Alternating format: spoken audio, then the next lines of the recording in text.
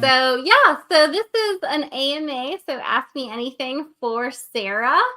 Sarah, do you want to go ahead and give everyone kind of a brief overview and introduction to yourself? And then I have some queued up questions that people have submitted beforehand, but we're also very open to taking questions from the chat. So Sarah, I hand it off to you. Yeah, thanks, Jacqueline.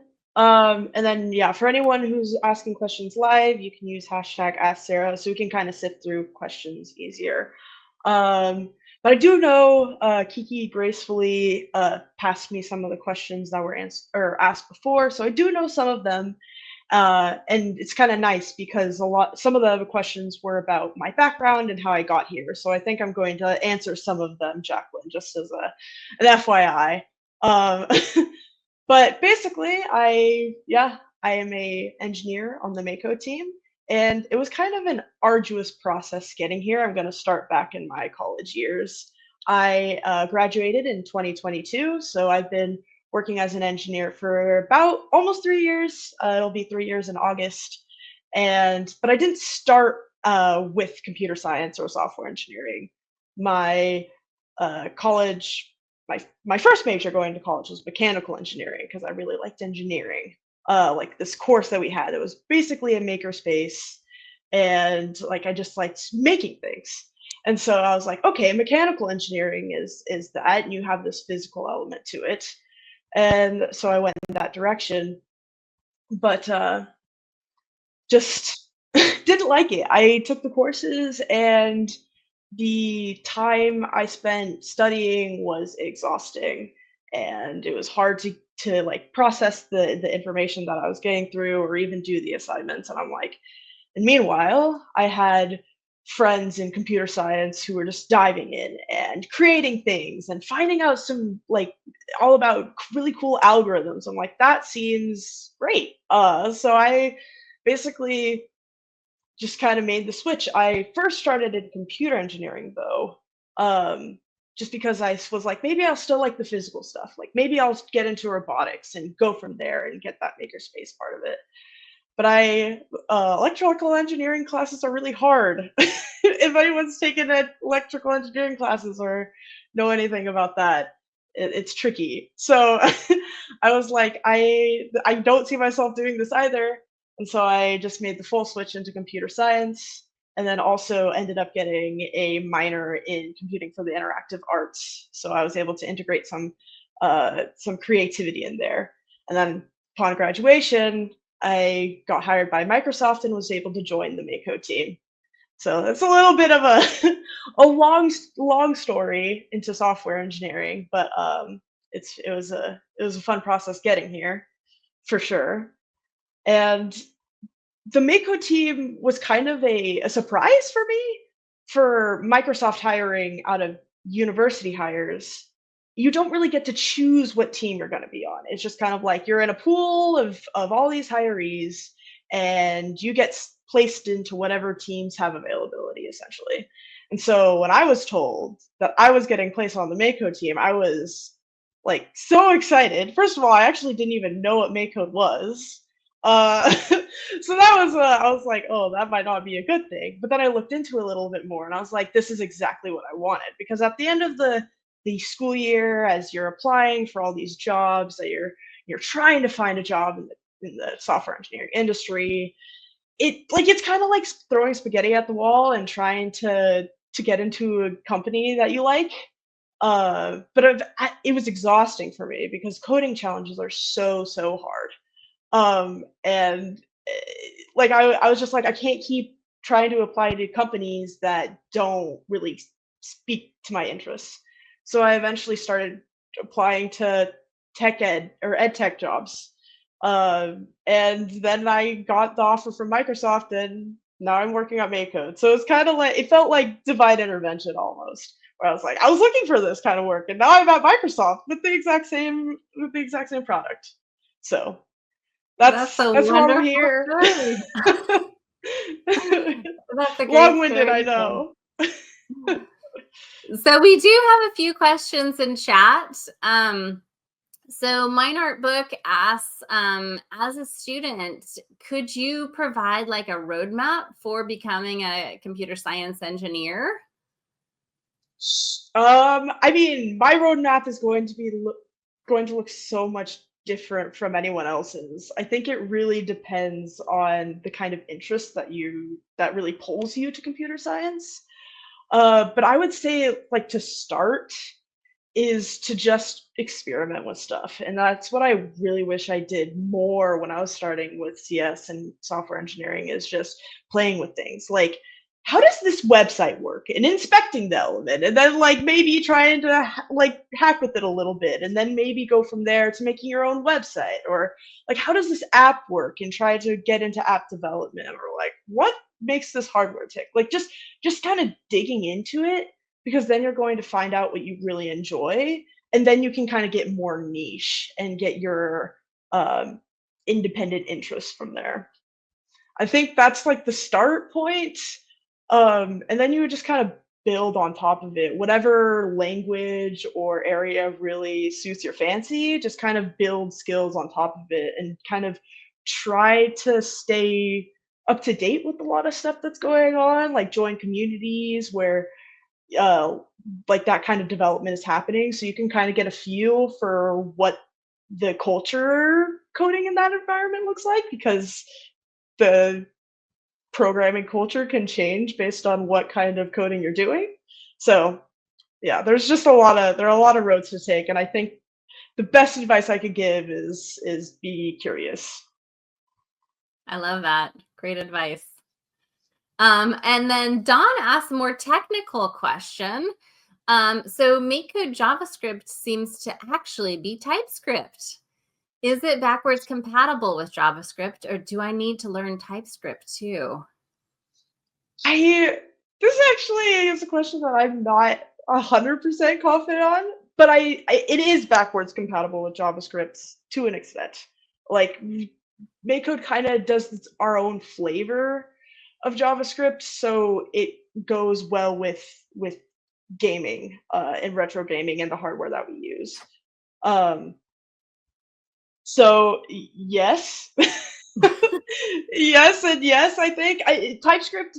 Just to put it out there, TypeScript is a kind of more modern take on JavaScript, and I think is more valuable for students to learn at this point anyway. Like JavaScript might be a good starting point, but at the end of the day, if you're wanting to go into web development, you need to know TypeScript. So it's a good thing that that MakeCode can kind of play this inner role, because it's important. Yeah, the way I've heard it explained is, TypeScript is strongly typed JavaScript on. And so as students are learning about data types and things like that, TypeScript might be a better option than JavaScript, where you can basically do anything. So a few more guardrails on it might be good. All right. So Ren has asked a couple really good questions here. I'm going to pick one of them here. She asked, what was a standout moment for you while working at Microsoft? And also, actually, I'm going to put both of these questions in at once. Also, what do you love about coding? What like really sparks your interest? So, Yeah. standout learning moment, and then what do you love about coding? Oh my gosh, there's so much for learning and loving. It's a great field to be in to start out with. But for Microsoft, I I think you can tell by now, I work with some amazing people. So it's kind of like I'm learning every day on the job just by being able to hear about what other people are working on. But I think the biggest learning moment was kind of like my start out projects. I think Kiki has mentioned it. There's also an article out there in Reinvented, if you know that magazine at all, where I basically started my work on the Mako team with Kiosk, and kind of refactoring it a little bit and adding the ability to get the code. Since been kind of reworked even more by our amazing engineer Eric, and now we have the kiosk in the Xbox. So it's just kind of like taken off from there. But I got my hands dirty, so to speak, with like starting this refactoring work for kiosk, and like knowing what it looks like to refactor code and make things a little bit better, and like digging more into React because I didn't have a lot of web dev experience before starting work. Um, it was a huge learning experience, and I'm so grateful that I was able to work on something so independent, like fresh out of college, because not a lot of like teams will let you do that. A lot of the times you're just kind of sitting on bug work and you might not even get your first bug fix in until like a month after. But I basically started diving into kiosk the first month I was working here and took it from there. So I think the standout learning moment was just all of kiosk, because there's so much learning you have to do when you're starting something like that. Uh, but yeah, and then in terms of what I love about coding, I think it's the problem solving and the creativity and the like kind of different creativity and problem solving together. Like they're the separate parts, and then how you can be creative by solving a problem. Like I actually asked this question on the forum, because I host weekly topics. So we're on the forum, as most of my colleagues have mentioned. At this point, we have a very vibrant community.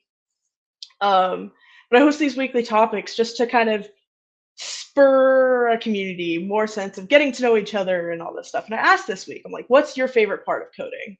And a lot of people said just creating something, being able to say like, I started at this point and I got something here. And I think that's the same for me. It's just like kind of knowing that the world is your oyster almost, is the best part, where it's like, you have a foundation of like, okay, I know for loops and I know if statements and I know all of these things, and now I can put them together to make something amazing. So I think creativity and then problem solving, like being able to be like, okay, how does this fit into something? Why does it work this way? It's so fun to learn about because computers are so complex. um, I think that's All it. right. That's a great answer. Yeah. So I'm going to take a question that was pre-submitted first. So the question is, can you give an example of a challenge that you really had a hard time with in your work that you faced? And like, how do you overcome these challenges? How do you like troubleshoot your way out of some of these, kind of issues or problems that you face? Yeah, that's a really good question. There are so many problems, so many different kinds of problems. I could give you an example of all the sorts. But the first thing that I think of, or the biggest one that I ran into when I first started working, was actually kiosk, and like the feature where you have the code that's generated for students to add games to a kiosk that runs on a timer. And once the timer runs out, it switches out the code and et cetera, et cetera. And I was struggling with making that timer work well and make sure that the state wasn't overlapping and making sure that like the old code didn't still accept submissions for the kiosk. And it was just like, it was a mess. So the way I got out of it was asking for help. Eric helped me a lot with that, and I think that's the biggest thing for most of the problems I've had since, where it's like you just need to kind of know when you run into a roadblock that's just completely impossible. Because of course you have to do your due diligence of try to like kind of like the curiosity thing, right? Of digging into something. Why aren't I getting it? What piece of information am I missing here? So take that time a little bit to kind of sit with the problem. But after you've hit this wall for so long, it's like, okay, I can't do it by myself. I need these amazing people that I work with to help me out. So I think most of the time when I run into blockers, I ask, of course, experiment and research a little bit, but most of the time I get help from others. That was great. Okay, I see in the chat, Comet Vids has asked this question twice. I think this is a feature request rather than a question for you, Sarah. But question is it possible to have the proper height in the raycasting extension? I don't use the raycasting extension very much, and I've seen some amazing projects being done with it. I would imagine that it is possible. I just don't know how. All right. And then Ryan asks, hey, does Microsoft offer some kind of virtual speaker program to have female computer science professionals such as yourselves come and speak to schools? Because I imagine it could be very inspirational for young women to see role models like yourself. I don't know of any. I'd have to imagine that there are, just because Microsoft's mission is to have everyone on the planet achieve more, and getting more women speaking about tech to especially young women would be so, so incredible. But I haven't tried to look into it, unfortunately. I know there have been opportunities here in MakeCode where Kiki has hosted some things with Girl Scouts, and I've been able to sit in and experience it, and it is incredible. So, yeah, not that I know of, but maybe it's something I could also look into starting, you know? But great question. I love it. Let's do it. Yeah. And I will say that during CS Education Week in December, we do have Microsoft employees going out into school districts and doing an hour of code with students and talking about their careers. So that is a great time. And certainly, if anyone would like members of the MakeCode team, yeah, Matthew, to come, like Sarah or Kiki or whoever on the MakeCode team, please do drop us a request in the forum, and we'll definitely see how we can accommodate, because we love going to classrooms, interacting with students. So Definitely. all right, so let's see.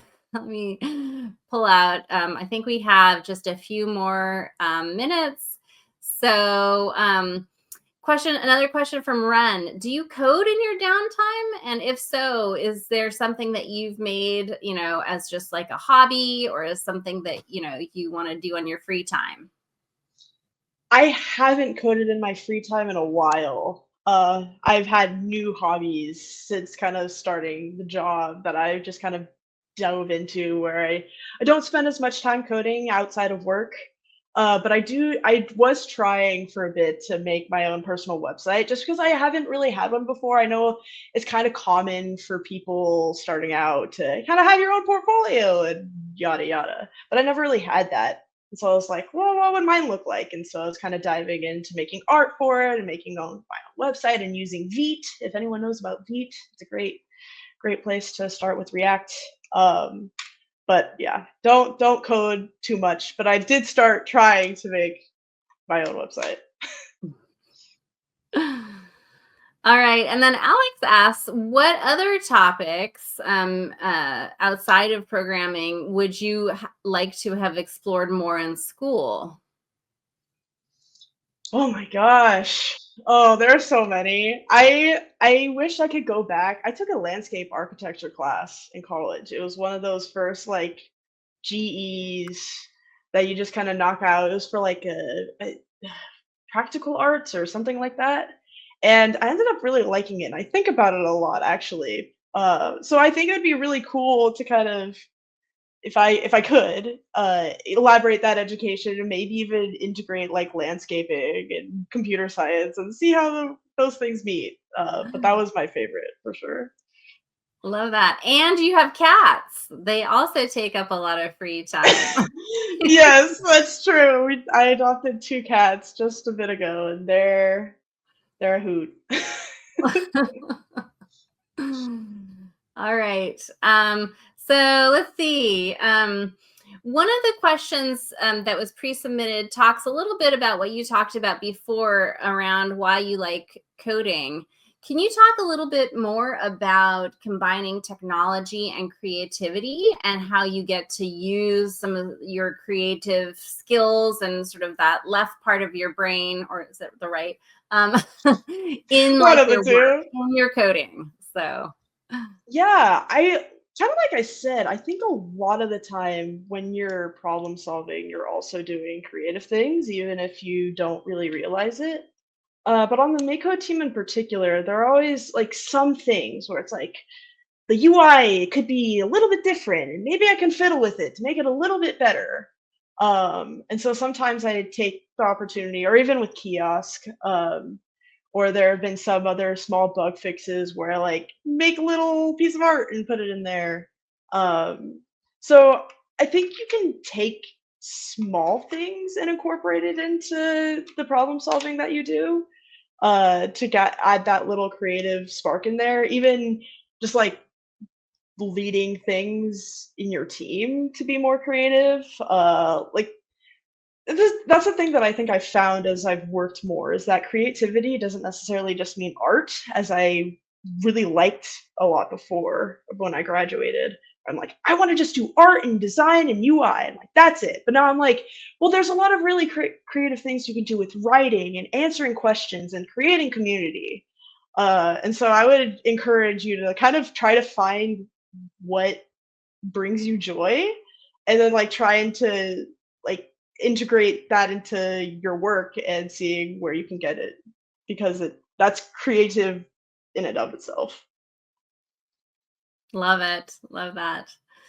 All right. So I think maybe last question, Sarah. And this one I'm going to pick from Don. And he's asking a question to kind of get a little bit of the behind the scenes kind of sausage making in the factory. Like, what kind of processes do we use here at MakeCode? So if you can kind of give us a little bit of insight into sort of a day in the life of, or like, how do you know like what you're going to build, and like what is that process for you to like actually build out a feature? So maybe just walk us through that. Sure. I do think that processes, like per engineer, actually varies a lot on the team. Like, I think there are a lot of things that I learned from other engineers, just from like, oh, you can do this keyboard shortcut in VS Code and make your life a lot easier. It blows my mind all the time. Uh, so I think my process usually is a little bit more manual, because I don't dig into the shortcuts as much. But usually, like a day to day, I it looks like I look at emails, I look at Teams messages. I also try to kind of set the priorities for the day. Usually, I'm working on bugs or features or whatever else, and I kind of have to break it down into like, okay, well, what's the most important thing, right? And then after kind of getting context of like where I'm at with my coworkers and also the problem I'm solving, you kind of dive in and work. And then you have meetings, of course, which can kind of take you out of the flow sometimes. But um, yeah. And then, of course, we use VS Code underneath the hood. I'm pretty sure most of us are, if not all of us, are using VS Code, GitHub for all of our code in the cloud. Uh, what else? I don't know. I feel like that's kind of like the biggest processes, Yeah, most I regular would just also processes. add that, we're lucky in that we're a small team and we can communicate and collaborate a lot. And so we have daily stand-ups, and stand-ups are, I don't know, Sarah, you want to talk a little bit about what are our stand-ups? Oh man, our stands are fun. I don't know. Like, there's always someone like throwing a joke in there, but I mean, it's always it's great to kind of come in contact with the people that you work with, even especially working remotely, and getting like an insight of what people are working on. Everyone's sharing like, oh, what I went through this today. Maybe I ran into this problem, and maybe we'll sync afterwards because it's a pretty short meeting, and sometimes our stuff is kind of complicated. So Great. All right. Any last pearls of wisdom you want to share with any of the educators watching, or any of the aspiring computer scientists watching? But I would just really, especially since the title of the session was for women in coding, and I know we've answered a lot of questions, but I want to say for women, sometimes it's like I think when I was first learning about computer science, I've had this very rigid understanding of what it was. I'm like, okay, this is what it's going to be. I'm going to get into computer science and I'm going to get a software engineering job wherever that's going to look.